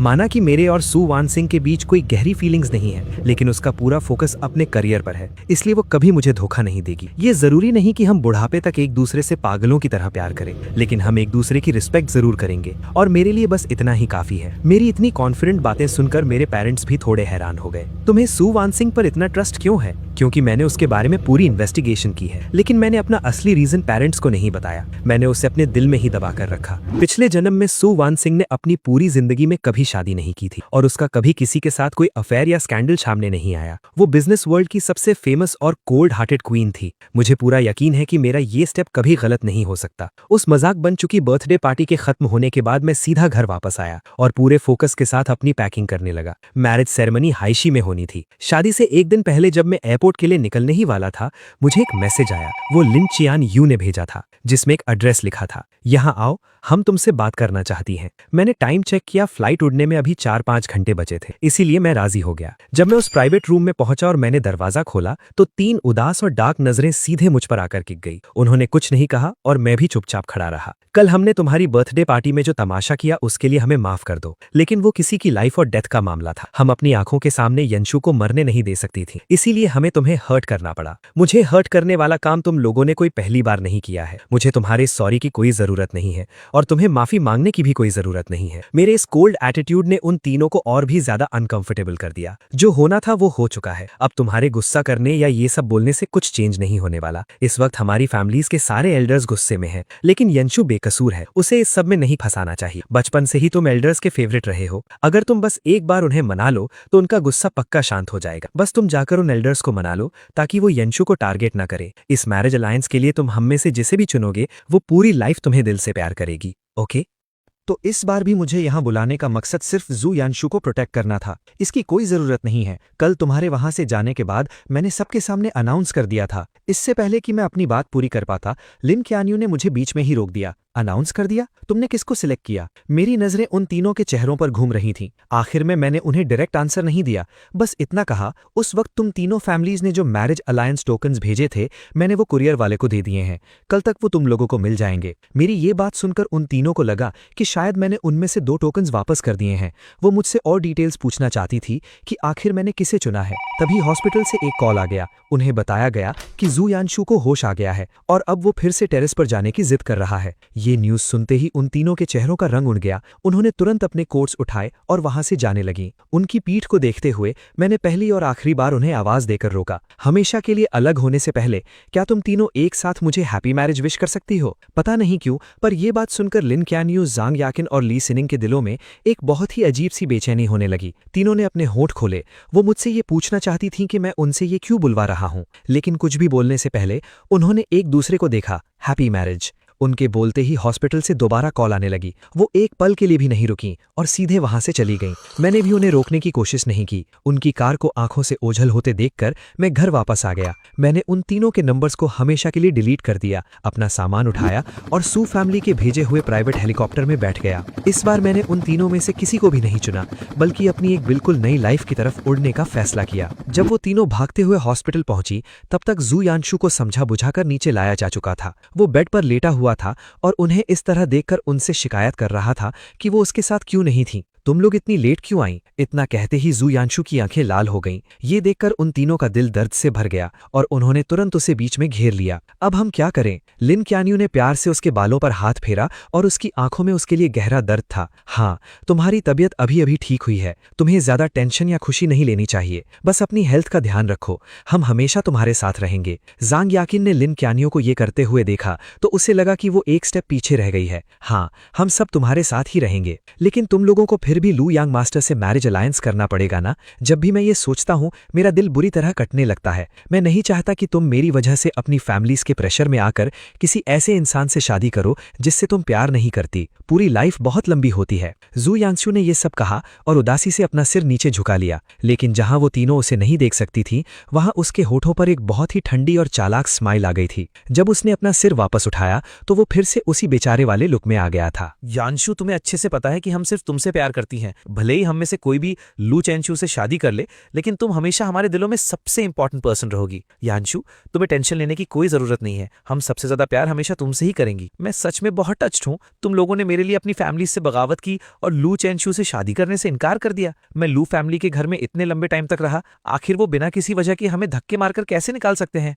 उसने तुरंत उन तीनों के सामने रोना धोना शुरू कर दिया। अब हम क्या करें? लू यंग मास्टर की बर्थडे पार्टी में जो कुछ भी हुआ उसकी वजह से लू फैमिली ने मुझे और मेरे डैड को घर से निकाल दिया है। मैं जानता हूं कि लू यंग मास्टर मुझसे गुस्सा है, लेकिन मेरे डैड ने क्या गलती की थी कि उनके साथ ऐसा बर्ताव किया गया? ये सुनते ही वो तीनों तुरंत मुझे कॉल करने लगी ताकि वो मुझे ऑर्डर दे सकें कि मैं हाउसकीपर जो को नौकरी से निकालने का फैसला वापस ले लूं। काफी देर तक कॉल करने के बाद भी उन्हें सिर्फ एक ही आवाज सुनाई दी, जिस नंबर पर आप कॉल कर रहे हैं वो स्विच ऑफ है। एक ही पल में उन तीनों के चेहरे काफी खराब हो गए थे। यानशु, तुम टेंशन मत लो, मैं तुम्हें और अंकल को बेघर नहीं होने दूंगी। मेरे पास एक खाली विला पड़ा है, तुम और अंकल फिलहाल वहां शिफ्ट हो जाओ। यानशु, मेरे पास भी एक घर है। अपने सामने उन तीनों को आपस में लड़ते हुए देखकर कि वो किसके विला में रहेगा, जो यानशु अंदर ही अंदर हद से ज्यादा खुशी महसूस कर रहा था। शुक्र है तुम तीनों यहाँ हो। जो यानशु और उसके डैड के रहने का अरेंजमेंट करने के बाद वो तीनों अपने अपने घर वापस चली गई। अगली सुबह जब वो हॉस्पिटल जाकर जो यानशु से मिलने की प्लानिंग कर रही थी, तभी उन तीनों को अलग अलग पार्सल मिले। वो मेरी तरफ से वापस भेजे गए उनके मैरिज टोकन्स थे। अजो ने मुझे सेलेक्ट नहीं किया, मुझे क्यों नहीं चुना? क्या वो मुझे पसंद नहीं करता? बचपन में तो वो हमेशा मेरे पीछे पीछे घूमता रहता था और कितने प्यार से मुझे चियान्यू सिस्टर बुलाता था। वो कहता था कि बड़ा होकर वो मुझसे ही शादी करेगा। क्या उसने ज़ैंग याकिन को चुना है या ली सिनिंग को? यही सेम सीन बाकी दोनों घरों में भी चल रहा था। ज़ैंग याकिन और ली सिनिंग अपने अपने हाथों में टोकन्स पकड़े खड़ी थीं और उन दोनों को अंदर से बहुत अजीब और बुरा फील हो रहा था। मैं लिन चियान्यू से किस बात में कम हूँ? तीनों ने एक ही वक्त पर एक दूसरे के घर जाने का फैसला किया, पर कोई किसी को घर पर नहीं मिला। आखिरकार उन्होंने वीचैट ग्रुप में प्लान बनाया। उन्होंने अपने रेगुलर होटल के प्राइवेट रूम में मिलने का डिसाइड किया। जब जैंग याकिन वहां पहुंची तो लिन चैनयू पहले से ही रूम में बैठी हुई थी। एक दूसरे के हाथों में टोकन्स देखकर दोनों को लगा कि मैंने ली सिनिंग को चूज कर लिया है। दोनों के बीच एक अजीब सा सन्नाटा था। जब ली सिनिंग वहां पहुंची तो उसने देखा कि उसकी दोनों सहेलियां उससे ही घूर रही हैं। वो पूरी तरह कंफ्यूज हो गई। उसने डायरेक्टली अपना टोकन बाहर निकाला। ये मेरी फैमिली का पुश्तैनी जेड पेंडेंट है। चेंशू ने इसे वापस कर दिया है। तुम दोनों में से कौन है जिसे चेंशू ने सिलेक्ट किया है? ली सिनिंग के हाथों में उस जेड पेंडेंट को देखकर दोनों ने डिसबिलीव के साथ एक दूसरे की तरफ देखा और तुरंत अपने अपने फैमिली टोकन्स बाहर निकाल दिए। अजो ने मेरे फैमिली का टोकन भी वापस कर दिया है। मेरा भी। तीनों के बीच अचानक एक गहरा सन्नाटा छा गया। अगर हम नहीं तो और कौन हो सकता है? चारों पावरफुल फैमिलीज में हमारे अलावा चेंजू से शादी करने के लायक और कौन है? हो सकता है चेंजू सिर्फ गुस्सा दिखा रहा हो। वो जानबूझ के ऐसा कर रहा है ताकि हम जाकर उसे मनाएं। हाँ, यही बात होगी। पक्का ऐसा ही होगा। वो तीनों एक साथ एक ही बात बोल रही थी। एक पल के लिए वहां बहुत कंफ्यूजन फैल गई। तभी अचानक फोन की रिंगटोन ने उनकी प्लानिंग को तोड़ दिया। लिन कैनयू ने देखा कि वो जो यानशू की बॉल थी। पता नहीं क्यों पर इस वक्त उसका कॉल उठाने का बिल्कुल भी मन नहीं था। फोन रिंग होके कट गया पर उसने नहीं उठाया। बाकी दोनों के फोन्स भी लगातार बजने लगे। उन्होंने भी बिल्कुल वैसे ही फोन को इग्नोर किया जब तक कि लिन कैनयू का फोन फिर से रिंग नहीं करने लगा। उठा लो, क्या पता कोई इमरजेंसी हो। लिन कैनयू ने आखिरकार कॉल आंसर कर ही लिया। हेलो यानशू, क्या हुआ? कैनयू, क्या याकिन और सीनिंग तुम्हारे साथ हैं? हाँ, मैंने फोन स्पीकर पर रखा है, वो दोनों तुम्हें सुन सकती हैं। लिन कैनयू के इतना बोलते ही फोन के दूसरी तरफ से जो यानशू की हल्की एक्साइटेड आवाज सुनाई दी। अब क्या होगा? कहीं ऐसा तो नहीं तुम तीनों ने मैरिज अलायंस से मना कर दिया, इसीलिए लू चेंजू हाइशू की सू फैमिली की इलिजिटिमेट डॉटर से शादी कर रहा है? क्या? ये सुनते ही वो तीनों पूरी तरह शॉक रह गईं। चेंजू हाइशी की सू फैमिली के साथ मैरिज अलायंस कर रहा है? ये कब हुआ और हमें इस बारे में कुछ पता क्यों नहीं है? वो तीनों पावरफुल फैमिलीज की एरिसेस थीं, इसलिए नॉर्मली उन्हें हाइशी की सू फैमिली के बारे में पता था। वो ये मानती थीं कि सू वान सिंह बहुत केपेबल है, लेकिन फिर भी वो एक इलिजिटिमेट डॉटर थी और पावरफुल फैमिलीज के असली बच्चे इन इलिजिटिमेट बच्चों से सख्त नफरत करते थे। वो एक इलिजिटिमेट लड़की एजू के लायक कैसे हो सकती है? चेंजू सिर्फ हम पर गुस्सा निकालने के लिए किसी से भी ऐसे ही रैंडमली शादी कर लेगा? वो तीनों ने तुरंत अपने फोन्स निकाले और न्यूज सर्च करने लगी। फोन्स पर अलग अलग मीडिया अकाउंट्स की हेडलाइंस छपी थीं। सू फैमिली की इलिजिटिमेट डॉटर ने टॉप पोजीशन हासिल करने के बाद नैनचैंग की टॉप 4 फैमिलीज में से लू फैमिली के यंग मास्टर का दिल जीत लिया, जिससे उसकी पोजीशन और भी स्ट्रांग हो गई। पावरफुल फैमिली के यंग मास्टर ने एक इलिजिटिमेट डॉटर को क्यों चुना? भले ही वो इस बात पर यकीन नहीं करना चाहती थी, लेकिन वो इस सच को नकार भी नहीं सकती थी कि मैं किसी और से शादी करने वाला हूं। कैन यू, याकिन, सीनिंग, क्या तुम लोग सुन रही हो? बहुत देर तक कोई जवाब न मिलने पर जो यानशू ने तीनों का नाम पुकारा, लेकिन वो तीनों इस न्यूज से इतनी ज्यादा शॉक थीं कि उनके दिमाग में जो यानशू के बारे में सोचने की जगह ही नहीं बची थी। मेरे लिए हाइशी की सबसे फास्ट फ्लाइट बुक करो और हमारे लिए भी। हम सब साथ जाकर एजू को वापस लेके आएंगी। वो सिर्फ हम पर गुस्सा निकालने के लिए किसी से भी ऐसे ही कैसे शादी कर सकता है? जांग याकिन की भी यही प्लानिंग थी। जब इसके असिस्टेंट ने उसे बताया कि हाइशी की आज की सारी फ्लाइट्स सोल्ड आउट हो चुकी हैं, तो उसने तुरंत अपनी फैमिली का पावर यूज करके प्राइवेट जेट के लिए एयर रूट की परमिशन मांगी, जो डायरेक्ट हाइशी जाए। कॉल कटने के बाद वो तीनों बिना कुछ बोले एक दूसरे को देख रही थीं। जो यानशू का कॉल फिर से आने लगा। ये बिल्कुल क्लियर था कि इस वक्त उन तीनों का जो यानशू से बात करने का कोई मूड नहीं था, इसलिए बिना कुछ कहे उन तीनों ने एक साथ अपने फोन्स स्विच ऑफ कर दिए। हॉस्पिटल में बैठा जाओ यानशू अपने फोन को घूर रहा था जो कनेक्ट नहीं हो रहा था। उसका वो सारा अच्छा मूड अचानक से मिट्टी में मिल गया था जब फोन से आवाज आई, जिस नंबर पर आप कॉल कर रहे हैं वो स्विच ऑफ है। तो उसने गुस्से में अपना फोन जमीन पर दे मारा। लू चेन जाओ। जाओ यानशू ने पूरी नफरत के साथ मेरा नाम पुकारा। पूरी तरह टूट चुके अपने फोन को देखते हुए उसकी आंखों में खतरनाक गुस्सा भरा हुआ था। उसने एक नर्स को नया फोन लाने भेजा और इमीडिएटली हॉस्पिटल से डिस्चार्ज होकर उन्हें ढूंढने निकल पड़ा। उन तीनों को प्राइवेट जेट के रूट की परमिशन मिलने में टाइम लग रहा था, इसलिए वो मुझे लगातार कॉल्स और टेक्स्ट मैसेजेस कर रही थी। आ जाओ, हमसे बदला लेने के लिए किसी भी इलेजिटिमेट लड़की से शादी मत करो। आ जाओ, तुम वापस आ जाओ, हम ये मान लेंगे कि जैसे कुछ हुआ ही ना हो। आ जाओ, जिद मत करो। दूर हाइशी में जब मैंने अपने फोन पर उनके मैसेजेस देखे तो मुझे समझ आ गया था कि उन्हें मेरे भेजे हुए गिफ्ट्स मिल गए होंगे। मैंने उन तीनों के नंबर्स को ब्लॉक लिस्ट में डाल दिया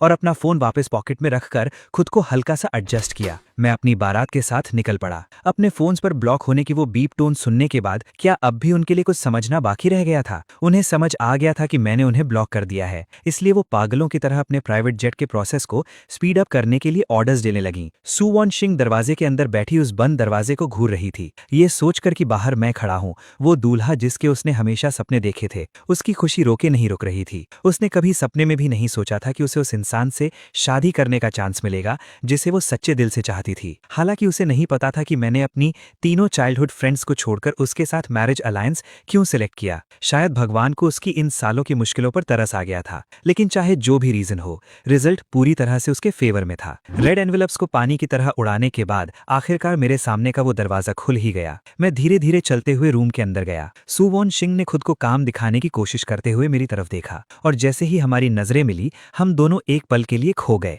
सू वॉन शिंग मेरे पूरी तरह तैयार हैंडसम लुक को देखकर हैरान रह गई थी और मैं सू वॉन शिंग की आंखों में वो गहरा प्यार देखकर पूरी तरह से शॉक था। सू वॉन शिंग इतनी खुश और एक्साइटेड क्यों है? क्या हम पहले से एक दूसरे को जानते हैं? मुझे तो कुछ याद नहीं आ रहा। मुझे तो खुद पर शक होने लगा था कि कहीं मैं अनजाने में किसी पास्ट में उसके साथ रिलेशनशिप में तो नहीं था। जब मैंने सू वॉन शिंग को अपनी बाहों में उठाया और वेडिंग कार की तरफ ले जाने लगा, भले ही उसके फेस पर अभी भी वो कोल्ड एक्सप्रेशन था, लेकिन कोई भी इंसान देखकर बता सकता था कि वो कितनी खुश थी। सू वॉन शिंग वैसी बिल्कुल नहीं है जैसा हमने उसके बारे में सोचा था। शायद अजाओ का ये डिसीजन एकदम सही था। वेडिंग कार में सुआंगशी को समझ नहीं आ रहा था कि क्या कहे और मेरी भी यही हालत थी। इसलिए कुछ देर के लिए माहौल में एक अजीब सी ऑकवर्डनेस थी। तुम हम दोनों ने एक साथ बोलना शुरू किया। उसके नर्वस चेहरे को देखकर मैं अचानक रिलैक्स हो गया। मैंने स्माइल करते हुए कहा, पहले तुम बताओ, क्या तुम्हें भूख लगी है? मैंने तुम्हारे लिए कुछ स्नैक्स रखे हैं। आज का दिन तुम्हारे लिए काफी टायरिंग होने वाला है। सुआंगशी ने मेरे दुबले चेहरे को थोड़ी टेंशन के साथ देखा।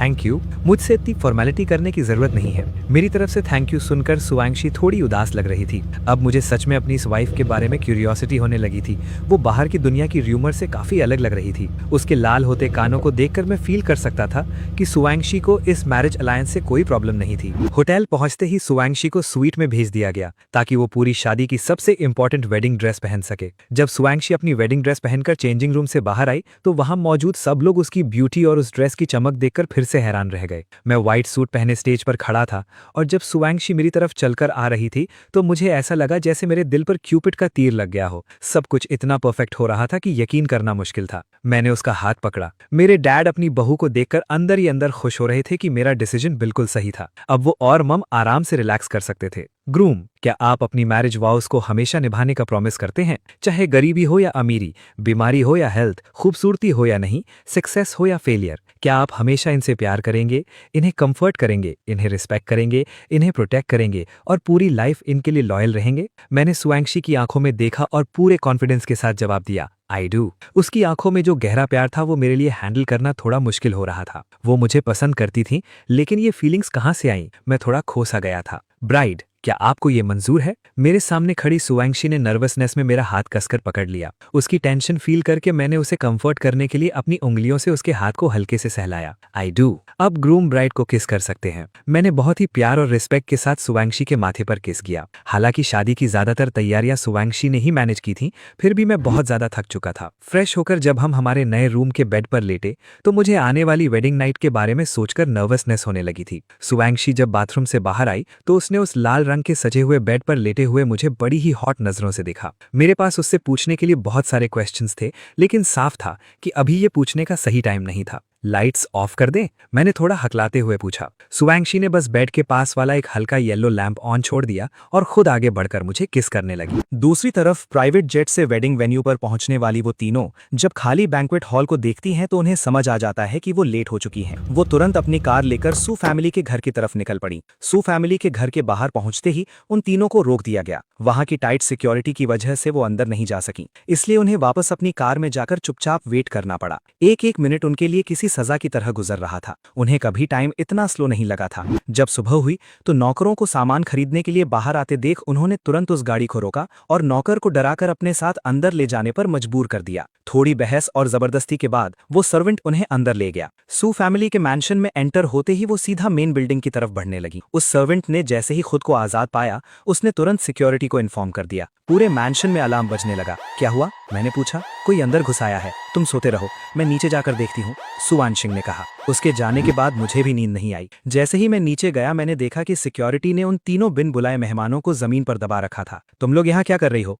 लिन कैन्यू और बाकी दोनों ने जैसे ही मुझे सीढ़ियों से नीचे आते देखा, उन्होंने तुरंत सु वानशिंग से बहस करना बंद कर दी। उनकी नजरें सीधे मेरे गर्दन पर मौजूद उन लव बाइट्स पर गईं और अचानक उन्हें ऐसा दर्द महसूस हुआ जैसे उनकी सांसें रुक गई हों। उन्होंने मुड़कर पूरी खुशी से भरी सु वानशिंग को इस तरह घूरा जैसे वो उसे कच्चा चबा जाना चाहती हों। सु वानशिंग ने उनकी नजरों को पूरी तरह इग्नोर किया और तेज कदमों से मेरे पास आ गई। मैंने उसे इशारा किया कि वो एक्सप्लेन करे कि हॉल में इन तीनों का क्या तमाशा है। इन्होंने किचन स्टाफ को बंधक बनाकर विला में घुसने की कोशिश की, इसलिए इन्हें क्रिमिनल समझकर पकड़ लिया गया। इन्हें छोड़ दो, ये एक तरह से मेरी बड़ी बहनें हैं। बड़ी बहनें। जब उन्होंने सुना कि मैं उन्हें इस तरह इंट्रोड्यूस कर रहा हूं तो लिन कैन्यू और बाकी दोनों अपनी बेइज्जती भूल गईं। उन्हें बस अपने दिल में एक भयंकर दर्द महसूस हो रहा था। आजाद होते ही वो तीनों तुरंत मेरी तरफ बढ़ने लगीं, लेकिन गार्ड्स ने उन्हें फिर रोक दिया। अपने सामने खड़े गार्ड्स को देखकर वो वहीं खड़ी खड़ी मुझसे बोलने लगीं, आज़ाहू, तुम सिर्फ हमसे गुस्सा होकर किसी से भी शादी नहीं कर सकते। हमारे साथ वापस चलो। मुझे कोई प्रॉब्लम नहीं है कि तुम्हारी शादी हो चुकी है, बस वापस लौट आओ। हम ये मान लेंगे कि कुछ नहीं हुआ था। उनकी ये बातें सुनकर सु वानशिंग गुस्से से आग बबूला हो गई। वो कुछ बोलने ही वाली थी कि मैंने हाथ उठाकर उसे रोक दिया। मैंने उसे एक शांत रहने वाला लुक दिया और फिर कुछ दूरी पर खड़ी उन तीनों की तरफ मुड़कर देखा। तुम लोग खुद को बहुत ज्यादा इंपॉर्टेंट समझती हो। मैं तुमसे गुस्सा होकर किसी से भी शादी कर लूंगा। क्या तुम्हें ये मजाक नहीं लगता? रही बात कि तुम्हें प्रॉब्लम है या नहीं, तो क्या तुम्हें लगता है कि मुझे तुम्हारे ओपिनियन की कोई परवाह है? तुम लोग आखिर हो क्या? ये सब बोलने की तुम्हारी हिम्मत कैसे हुई? लगता है मैंने पास्ट में तुम लोगों के साथ बहुत अच्छा बर्ताव किया था, इसीलिए तुम्हें ये गलतफहमी हो गई है। क्या तुम लोग मेरे लायक भी हो? इतना बोलकर मैं सु वांगशेंग के साथ ब्रेकफास्ट करने चला गया। सु वांगशेंग ने जब देखा कि मैंने उन तीनों को कितनी बेदर्दी से जलील किया है तो उसका चेहरा खुशी से चमक उठा। उसने बॉडीगार्ड्स को इशारा किया कि उन्हें धक्के मारकर बाहर निकाल दो। आजो, उनकी आवाज पीछे छूटती गई। खाना खाने के बाद मैं बाहर के काले बादलों को देख रहा था और मुझे हाउसकीपर और सु वांगशेंग की बातें सुनाई दे रही थी कि वो तीनों बाहर दरवाजे पर खड़ी हैं और जाने का नाम नहीं ले रही हैं। उन्हें इग्नोर करो, मैंने सु वांगशेंग को देखते हुए कहा। तुम्हें जानबूझकर मुझे ये सब बताने की जरूरत नहीं है। तुम अच्छे से जानती हो कि मेरा उनके साथ कैसा रिलेशन था। अब जब मैंने तुमसे शादी कर ली है तो इसका मतलब ये है कि मैं अपने पास्ट को पूरी तरह पीछे छोड़ चुका हूं। मेरी बातों से पकड़ी जाने के बावजूद सु वांगशेंग को बिल्कुल भी ऑकवर्ड फील नहीं हुआ। चलो अब ये बताओ कि तुम पहले से ही मुझे जानने वाली एक्टिंग क्यों कर रही हो? ये सुनकर सु वांगशेंग की स्माइल थोड़ी रुकी और वो थोड़ी ऑकवर्ड हो गई। क्या उसे सच बता देना चाहिए? क्या वो ये बताए कि उसने स्कूल में मेरा आईडी कार्ड उठाया था और उस फोटो को देखकर ही उसे पहली नजर में मुझसे प्यार हो गया था, और बाद में जब उसने मुझे बुलिंग के शिकार एक स्टूडेंट की मदद करते देखा तो वो पूरी तरह मेरी दीवानी हो गई थी? क्या ये सब बताने से वो एक पागल आशिक नहीं लगेगी? सु वांगशेंग ने कुछ देर सोचा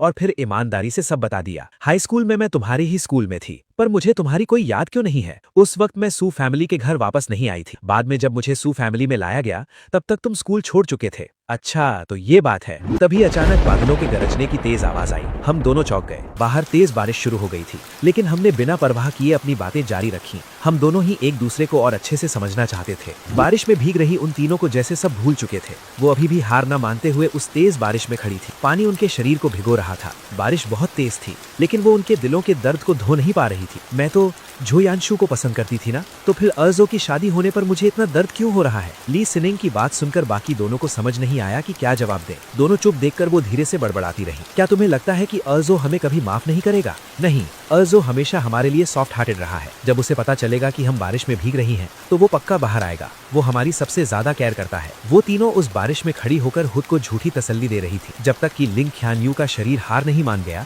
और वो बेहोश होकर गिर नहीं पड़ी। बाकी दोनों ने उसे उठाने की कोशिश की, लेकिन आखिर में वो भी गिरकर बेहोश हो गई। जब झो यानशो हाइशी में सु फैमिली के घर के बाहर पहुंचा तो उसने यही सीन देखा। वो तीनों बारिश में बेहोश पड़ी थीं। उसने तुरंत एम्बुलेंस को कॉल किया और तीनों को हॉस्पिटल ले गया। पेशेंट ने कुछ ही टाइम पहले अपनी किडनी डोनेट की थी। उनका शरीर अभी पूरी तरह रिकवर नहीं हुआ है। इतनी भारी बारिश में भीगने की वजह से उन्हें बहुत तेज फीवर है। बाकी दोनों ने भी खून दिया था और वीकनेस की वजह से भीगने के बाद उन्हें भी तेज फीवर हो गया है। हॉस्पिटल में जाओ यानशु अकेला उन तीनों की देखभाल कर रहा था। वो लगातार उनके माथे पोंछ रहा था और उनके आईवी ड्रिप्स पर नजर रखे हुए था। ली सिनिंग और जान याकिन सबसे पहले उठी। खुद को हॉस्पिटल के रूम में देखकर दोनों को लगा कि मैं उन्हें यहाँ लेकर आया हूँ। अचानक दरवाजे के बाहर से कदमों की आवाज आई। दोनों को लगा कि वो मैं हूँ और वो उम्मीद भरी नजरों से दरवाजे को घूरने लगीं। लेकिन जब उन्होंने जाओ यानशु को अंदर आते देखा तो दोनों के चेहरे पर गहरी निराशा छा गई। याकिन, सिनिंग, तुम उठ गईं। मैं तो डर के मारे पागल ही हो गया था। ये कहते हुए वो उनके बेड के पास आया और अपना हाथ जांग याकिन का माथा चेक करने के लिए बढ़ाया,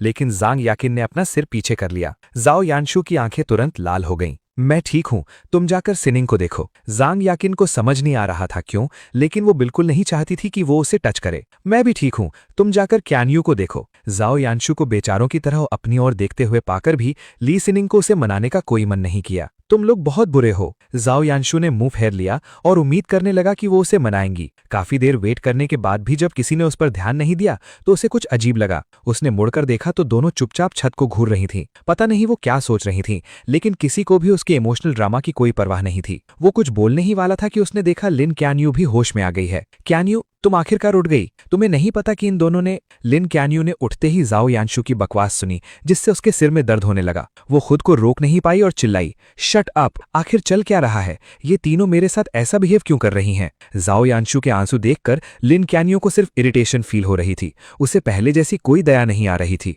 कल सू फैमिली के मैंशन के बाहर खड़े होकर उन्हें आखिरकार अपने सच्चे फीलिंग समझ में आ गए थे। वो असल में मुझसे प्यार करती थीं, इसलिए मेरा किसी और से शादी करना उनके लिए बर्दाश्त के बाहर हो रहा था। रही बात जाओ यानशु की, तो उन्होंने बस उसकी कमजोर हालत देखकर उस पर तरस खाया था। अब अगर वो मुझे वापस पाना चाहती थीं, तो उन्हें जाओ यानशु को दूर भेजना होगा। जाओ यानशु ने उन तीनों को चुपचाप एक दूसरे को देखते हुए पाया। क्या तुम लोग मुझसे सारे रिश्ते तोड़ना चाहती हो? लिन क्यानयू ने उसे बिना किसी एक्सप्रेशन के देखा। आ जाओ, अभी भी हमसे गुस्सा है, इसलिए बेहतर होगा कि तुम यहाँ से चले जाओ। उसकी तो शादी हो गई है, अब तुम लोगों को जबरदस्ती उससे शादी भी नहीं करनी पड़ेगी, तो फिर ये सब क्यों? और किसने कहा कि तुम फोर्स थीं? तुम लोग तो उससे प्यार भी नहीं करती थीं। शट अप, हमारे फीलिंग्स के बारे में कमेंट करने वाले तुम कौन होते हो? तीनों ने बहुत ही कोल्डली उसकी तरफ देखा। जब से जाओ यानशु ने उन तीनों का अटेंशन हासिल किया था, तब से उन्होंने उसे कभी ऐसी नजरों से नहीं देखा था। उसे तुरंत वो दिन याद आ गए जब वो पहली बार लू फैमिली के घर आया था और उनसे मिला था। उस वक्त वो उसके लिए ऐसी ही कोल्ड थीं। मेरी इतने सालों की मेहनत, बड़ी मुश्किल से मैंने उनके दिल में लू चंचुए के लिए नफरत पैदा की थी और उन्हें अपने करीब किया था। तो अब सब कुछ पहले जैसा क्यों हो गया? जाओ यानशु इस सच को बर्दाश्त नहीं कर पा रहा था और वो पागलों की तरह चिल्लाया, लू चन चौ की शादी हो चुकी है। तुम लोगों ने मेरे लिए उसकी बर्थडे पार्टी बर्बाद कर दी, उससे शादी करने से मना कर दिया। ये सब कुछ दिन पहले ही तो हुआ है, क्या तुम भूल गई? लू चन चौ को तुम्हारी कोई परवाह नहीं है। अगर उसे सच में तुम्हारी फिक्र होती तो वो तुम्हें ऐसे भारी बारिश में बेहोश होने के लिए नहीं छोड़ देता और एक बार भी बाहर आकर नहीं देखता। Shut up, shut up, shut up! पूरी ताकत लगाकर चिल्लाते हुए जू यानचू को देखकर उनके दिल में उसके लिए जो थोड़ी बहुत दया बची थी, वो भी हमेशा के लिए खत्म हो गई। क्या लू चन चौ ने तुमसे कुछ कहा है? शादी के बाद भी वो हमारे बीच आग लगाना चाहता है? वो एक कमीना है। वो जोर जोर से मुझे गालियां देने लगा। उसका ये रूप उसके पहले वाले बेचारे रूप से बिल्कुल अलग था। अगर तुमने एक भी वर्ड और बोला तो मैं प्रॉमिस करती हूँ तुम्हें बहुत पछताना पड़ेगा। लिन च्यानियू ने उसे घूरते हुए कहा। जू यानचू को अचानक याद आ गया कि वो तीनों हाइशी की 4 सबसे पावरफुल फैमिलीज की वारिसें हैं। भले ही वो पहले उसे पैम्पर करती थीं और उसके सामने हमेशा स्वीट और पोलाइट रहती थीं, पर इसका मतलब ये नहीं था कि वो असल में वैसी थीं। उसने अपनी आंखों से देखा था कि कैसे उन तीनों ने एक इंसान को, जिसने उन्हें गुस्सा दिलाया था, तड़प तड़प कर पागल बना दिया था। जू यानचू का शरीर सुन पड़ गया और उसकी पीठ पसीने से भीग गई। उसने फिर से अनजान बनने की एक्टिंग करते हुए कहा, तुम लोग अभी अभी उठी हो, इसलिए तुम्हारा दिमाग ठीक नहीं है। मैं तुमसे बहस नहीं करूंगा, मैं डॉक्टर को बुलाकर लाता हूं। इतना बोलकर वो तुरंत रूम से बाहर भाग गया। रूम से बाहर निकलते ही उसका चेहरा गुस्से से बहुत भयानक हो गया था और उसकी आंखों में खतरनाक साया था। लू चन चौ, तुम मर क्यों नहीं जाते? तुम मरते क्यों नहीं? वहां से गुजर रहे डॉक्टर्स और नर्सेज उसके डरावने चेहरे को देखकर चौंक गए, लेकिन उसने तुरंत अपने एक्सप्रेशंस नॉर्मल कर लिए और उनके लिए खाना लाने चला गया। वो अपनी इस लग्जूरियस लाइफ को मेंटेन करना चाहता था और इसके लिए उसे लिन च्यानियू और उन दोनों से चिपक कर रहना ही होगा। हाई क्लास सोसाइटी की ऐश और आराम देखने के बाद वो किसी भी कीमत पर अपनी पुरानी ऑर्डिनरी लाइफ में वापस नहीं जाना चाहता था। जब से मुझे पता चला था कि सू वैनशिंग मुझसे प्यार करती है, मैं उसके प्यार का जवाब देने की पूरी कोशिश कर रहा था। नई शादी होने की वजह से हम सारा दिन एक दूसरे से चिपके रहते थे और हमारा रिश्ता तेजी से गहरा हो रहा था। एक दिन ब्रेकफास्ट के बाद हम एक हॉट स्प्रिंग रिजॉर्ट गए। उस रिजॉर्ट की ब्यूटीफुल सीनरी देखकर मैंने ऐसे ही एक फोटो ली और उसे सोशल मीडिया पर पोस्ट कर दिया। दूसरी तरफ वो तीनों जो अपना फोन चेक कर रही थी, उन्होंने मेरी पोस्ट देखी। फोटो में मेरा हाथ एक गोरे छोटे से हाथ को पकड़े हुए था और हम दोनों बैम्बू फॉरेस्ट में टहल रहे थे। स्क्रीन के जरिए ही कोई भी मेरी खुशी और सुकून को फील कर सकता था। पता लगाओ ये जगह कौन सी है। अपने असिस्टेंट से एड्रेस मिलने के बाद वो तीनों अपनी आईवी ड्रिप्स निकाली, कपड़े चेंज किए और गाड़ी में बैठकर उस हॉट स्प्रिंग रिजॉर्ट की तरफ निकल पड़ी। जब तक वो तीनों हॉट स्प्रिंग रिजॉर्ट पहुंची, कई घंटे बीत चुके थे और मैं सू वैनशिंग के साथ हॉट स्प्रिंग बात खत्म कर चुका था। अब हम खाना खा रहे थे। लू चन चौ, तुम एक नंबर के कमीना हो। तुमने कहा था कि तुम मुझे रिलैक्स करने लाए हो, लेकिन असल में तुमने। सू वैनशिंग आगे कुछ बोल नहीं पाई। हॉट स्प्रिंग के अंदर मेरी हरकतों को याद करके के उसका चेहरा शर्म से लाल हो गया। वाइफी, मुझे अपनी गलती का गहरा एहसास हो गया है, अब गुस्सा मत हो, कुछ खा लो, तुम बहुत थक गई होगी। गुस्से में फूली हुई सु वांगशेंग ने मेरे हाथ से स्टेक का एक बड़ा टुकड़ा खा लिया, जैसे वो अपनी सारी भड़ास निकाल रही हो। वो मुझे बहुत ही गुस्से से घूरते हुए अपना खाना चबा रही थी, लेकिन जो उसे लग रहा था कि एक डरावना लुक है, वो मेरी नजरों में हद से ज्यादा क्यूट था। मेरा दिल अपनी वाइफ पर पिघल रहा था। मैं सु वांगशेंग को अपने हाथों से खिलाता रहा, और जब वो और नहीं खा पाई तब मैंने आराम से अपना खाना शुरू किया। जब लिन खान यू, जैंग याकिन और ली सिनिंग ने मुझे ढूंढा तो उन्होंने देखा कि मैं अपनी बगल में बैठी औरत को खुशी से खाना खिला रहा हूं और मेरी आंखों में सिर्फ और सिर्फ प्यार था। हमारे बीच का माहौल इतना स्वीट था कि मानो वहां किसी तीसरे इंसान की कोई जगह ही नहीं थी। इस सीन ने उन तीनों के दिलों को छलनी कर दिया। उन्हें ऐसा लगा जैसे उनका दम घुट रहा हो। पहले ये सब सिर्फ उन पर ही न्यौछावर होता था, अब रेस्टोरेंट में ज्यादा लोग नहीं बचे थे। वो तीनों बहुत ही भारी मन से हमारे सामने आकर खड़ी हो गईं। खाना खाने में बिजी होने की वजह से हमने उन पर ध्यान नहीं दिया। हमें लगा कि कोई वेटर गुजर रहा होगा, लेकिन जब हमें लगा कि वो कुछ ज्यादा ही देर से वहां खड़ी हैं, तब हमने सिर उठाकर उनकी तरफ देखा। तुम लोग फिर आ गई? क्या पिछली बार मैंने सब क्लियर नहीं किया था? आजू, हम स्पेशली तुमसे मिलने आई हैं, क्या हम तुमसे थोड़ी बात कर सकती हैं? तुम्हें मेरे हस्बैंड से क्या बात करनी है? सु वांगशेंग ने प्रोटेक्ट करते हुए कहा। हालांकि मैंने उसे बता दिया था कि मेरे दिल में अब उनके लिए कोई फीलिंग्स नहीं है, फिर भी वो मुझे उनके साथ अकेले नहीं छोड़ना चाहती थी। आखिरकार हम बचपन से एक दूसरे को जानते थे, 20 सालों से ज्यादा साथ रहे थे, और मैं हमेशा से बहुत सॉफ्ट हार्टेड इंसान था। आजू, उन तीनों ने सु वांगशेंग की बात का कोई जवाब नहीं दिया, बस वो मुझे टकटकी लगाकर देख रही थी। मैं नहीं चाहता था कि वो मुझे फ्यूचर में परेशान करें, इसलिए मैंने अकेले में बात करने की उनकी रिक्वेस्ट मान ली। मैंने सु वांगशेंग को कंफर्ट करने के लिए उसके होठों पर किस किया। उसके जाने के बाद मैंने बहुत ही कोल्ड लुक के साथ उन तीनों को देखा। बोलो, सु वांगशेंग और उनके बीच मेरे इस डबल स्टैंडर्ड एटीट्यूड को देखकर लिन खान यू और बाकी दोनों को बहुत तकलीफ हो रही थी। रेस्टोरेंट के बाहर सु वांगशेंग बोर होकर पत्थरों को पैर से मार रही थी। तभी उसने देखा कि एक व्हाइट हुडी पहने ऑर्डिनरी सा दिखने वाला आदमी उसके पास आया। वो अपनी मरी हुई मछली जैसी आंखों से उसे गुस्से से घूर रहा था। सु वांगशेंग को लगा कि शायद वो उसका रास्ता रोक रही है, इसलिए वो थोड़ा साइड हो गई। क्या तुम लू चंजू की वाइफ हो? सु वांगशेंग ने उस अजीब से आदमी को देखा, लेकिन कोई जवाब नहीं दिया। मैं लू चंजू के हाउसकीपर का बेटा हूं। लू चंजू को मेरे बारे में कुछ गलत फहमियां हैं। वो लिन, जैंग और ली फैमिली की मिसेस को पसंद करता है, और वो तीनों मिसेस मुझे थोड़ा स्पेशल मानती हैं, इसीलिए वो हमेशा मुझे टारगेट करता है। मैं यहाँ लू चंजू से माफी मांगने आया हूँ। मैं चाहता हूँ कि वो सिर्फ गुस्से में आकर ऐसी जल्दबाजी में शादी करके अपनी पूरी लाइफ बर्बाद ना करे, क्योंकि वो सच में उन तीनों मिसेस से बहुत प्यार करता है। जब जू लियानशू अपना दिमाग लगाकर मेरे खिलाफ कहानियां बना रहा था, तो सु वांगशेंग का चेहरा एकदम एक्सप्रेशनलेस से पूरी तरह डार्क हो गया। क्या आजकल के मेल ग्रीन टीज इतने घटिया लेवल के होते हैं? Shut up! सु वांगशेंग ने खुद को रोक ना पाते हुए उसकी बकवास को बीच में ही काट दिया। मैं तो बस तुम्हें हर्ट होने से बचाना चाहता हूँ, और तुम हो कि मेरी बातों की कोई वैल्यू ही नहीं कर रही। वो तीनों मिसेस जिनके बारे में तुम बात कर रहे हो, वही है ना जो मेरे हस्बैंड के पीछे पड़ी हैं। अगर वो तीनों तुम्हें इतना ही स्पेशल मानती हैं, तो तुम्हारी शक्ल पर कोई नूर क्यों नहीं है? उन्होंने तुम्हें बहुत बुरी हालत में रखा है। मेरे हस्बैंड को देखो, मुझसे शादी करने के बाद वो कैसे चमकने लगा है। तुम जैसे नाली के कीड़े मेरे हस्बैंड की जूते साफ करने के लायक भी नहीं है। अगर तुम्हें मेरी बात नहीं माननी तो मत मानो, पर गालियां क्यों दे रही हो? ये ढीठ और बदतमीज औरत लू चेनस्वाओ, तुम्हारी किस्मत इतनी अच्छी कैसे हो सकती है? 3 पावरफुल फैमिलीज को छोड़ने के बाद भी तुम्हें इतनी बेहतरीन औरत मिल गई। जू यानस्वाओ का चेहरा गुस्से से भर गया, और वो मन ही मन मुझे गालियां देने लगा। उसे लगा कि उसके बदलते हुए चेहरे को किसी ने नहीं देखा, लेकिन उसे नहीं पता था कि शीशे की दीवार में सब कुछ साफ साफ नजर आ रहा था। ओए छिपकली की तरह रंग बदलने वाले ग्रीन टी आदमी, भूल कर भी मेरे हस्बैंड को गाली देने की हिम्मत मत करना, समझे? तुम बिल्कुल नहीं जानना चाहोगे कि मुझसे दुश्मनी मोल लेने का क्या अंजाम होता है। जू यानस्वाओ के कदम वहीं रुक गए। वो पलटने ही वाला था कि अचानक उसे दिखा कि रेस्टोरेंट की शीशे की दीवार में उसके चेहरे के सारे एक्सप्रेशन साफ झलक रहे थे। उसने तुरंत अपना सिर नीचे किया और जल्दी से रेस्टोरेंट के अंदर चला गया। रेस्टोरेंट के अंदर जाते ही उसने देखा कि लिन क्यान्यू, जांग याकिन और ली सीनिंग मुझे अपना प्यार कन्फेस कर रही थी। आजू, मैं तुमसे प्यार करती हूँ। आजू, मैं तुमसे प्यार करती हूँ। आजू, मैं तुमसे प्यार करती हूँ। जू यानस्वाओ के कदम तुरंत वहीं रुक गए। वो अपनी जगह खड़ा होकर चुपचाप उनकी बातें सुनने लगा। उन तीनों ने एक साथ ये बात कही और फिर शांति से मेरे रिएक्शन का वेट करने लगी, लेकिन मेरे फेस पर कोई एक्सप्रेशन नहीं था, बल्कि मैं बड़े आराम से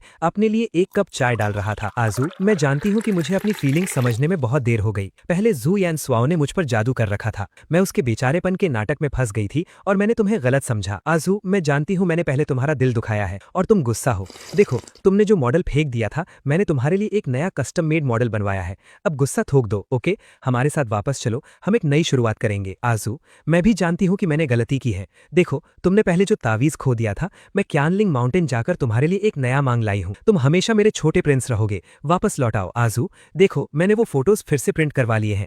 पिछले 20 सालों में हम कभी अलग नहीं हुए। हमें जितना तुम्हारे बारे में पता है उतना कोई नहीं जानता।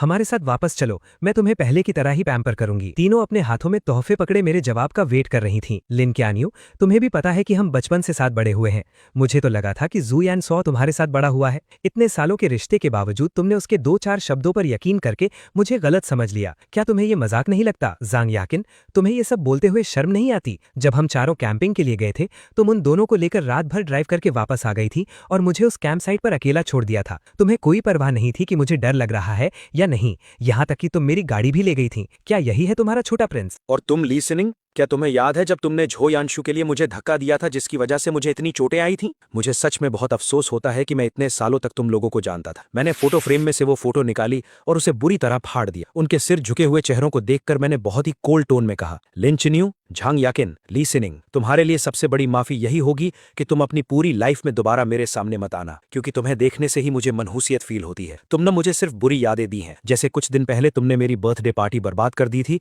और पूरे नानचिन के हाई क्लास सर्कल में मेरी इज्जत मिट्टी में मिला दी थी। इसलिए फ्यूचर में कभी भी मुझे अपनी शक्ल मत दिखाना। अगर तुमने मुझे फिर से परेशान करने की कोशिश की तो मैं किसी पास्ट रिलेशन का लिहाज नहीं करूंगा। तुम लोगों को बस इस बात की चिढ़ है कि मैं, जो हमेशा तुम्हारे पीछे पीछे घूमता था, अब तुम्हारे पीछे नहीं हूं। इतना कहकर मैं बिना पीछे मुड़े रेस्टोरेंट से बाहर निकल गया। दरवाजे से गुजरते वक्त मैंने वहां खड़े झो यानशु को देखा और मेरे चेहरे पर एक कंटेम्प्ट वाली स्माइल आ गई। फिर से वही घमंड भरा लुक। वो मुझे ऐसे देख रहा है जैसे मैं कोई जोकर हूं। लूचन झो, क्या हुआ अगर तुम एक अमीर घर में पैदा हो गए? इसमें कौन सी बड़ी बात है? मेरा वजूद हमेशा उसे यही याद दिलाता था कि जो कुछ उसे बड़ी मुश्किल से मिला था वो सब मेरे पास जन्म से ही था। वो मुझसे नफरत करता था और मेरी वो सारी बातें सुनने के बाद वो तीनों वहीं बुत बनकर खड़ी थीं, जमीन पर फटी हुई फोटो को घूर रही थी। किसी ने एक शब्द भी नहीं कहा। मेरे वो शब्द किसी तेज चाकू की तरह सीधे उनके दिलों में घुस गए थे। उन तीनों को अंदर ही अंदर बहुत भयंकर दर्द महसूस हो रहा था। तीनों अपनी जगह से हिली तक नहीं, बस चुपचाप सिर झुकाए रोती रहीं। आजू, मैं हार नहीं मानूंगी। मैं तुम्हारी माफी पाने की पूरी कोशिश करूंगी। मुझे यकीन नहीं होता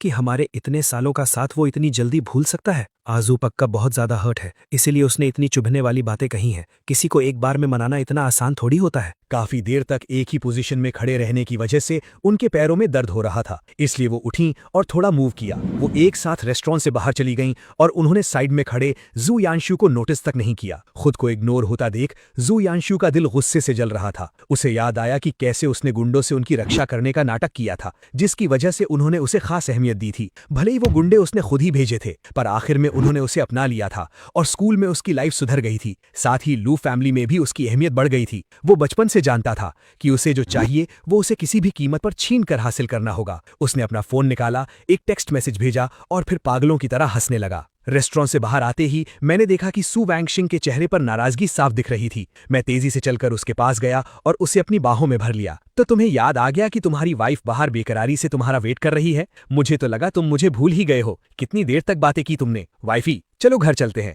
मैंने एक प्यारी सी स्माइल दी और सू वैंगशिंग मेरी इस क्यूट सी हरकत पर तुरंत पिघल गई। मुझे सू वैंगशिंग के मन में चल रही छोटी मोटी प्लानिंग के बारे में कुछ नहीं पता था। मैंने उसकी कमर पर हाथ रखा और हम खुशी खुशी अपनी कार की तरफ बढ़ गए। यकिन, सिनिंग, मैं तुम्हारे लिए डिनर लाया हूं, देखो तुम्हें पसंद आता है या नहीं। उसकी उस एनर्जेटिक आवाज का उन तीनों पर कोई असर नहीं हुआ। उन्होंने कोई रिएक्शन नहीं दिया। जू यानशु एक पल के लिए जम सा गया, लेकिन उसने जाहिर नहीं होने दिया। किसी के जवाब ना देने पर भी वो चुपचाप टेबल पर खाना लगाता रहा। फिर वो एक एक करके सबको खाने के लिए बुलाने लगा। पूरे दिन से भूखी होने की वजह से वो तीनों आखिरकार बेड से उठीं और खाना खाने बैठ गईं। जू यानशु किसी सर्वेंट की तरह उन्हें खाना परोस रहा था। अगर इस वक्त आज जू हमारा ऐसे ही ख्याल रख रहा होता तो कितना अच्छा होता। जब जू यानशु का काम खत्म हो गया तो उन्होंने कहा, पिछले कुछ टाइम से तुमने हमारे लिए बहुत परेशानियां उठाई हैं। तुम्हें जो भी चाहिए तुम मांग सकते हो, हम तुम्हारी हर डिमांड पूरी करेंगी। तो इन्होंने सच में मुझसे सारे रिश्ते तोड़ने का फैसला कर लिया है? ठीक है, फिर मुझे बेरहम होने के लिए ब्लेम मत करना। जू यानशु का दिल नफरत और गुस्से से भरा हुआ था,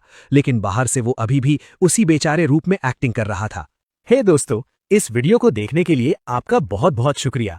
प्लीज इस वीडियो को लाइक और शेयर जरूर करें। तो प्लीज इस वीडियो को अपना पूरा सपोर्ट दें और ऐसी ही नई नई स्टोरीज के लिए चैनल को अभी सब्सक्राइब कर लें। मिलते हैं अगले वीडियो में।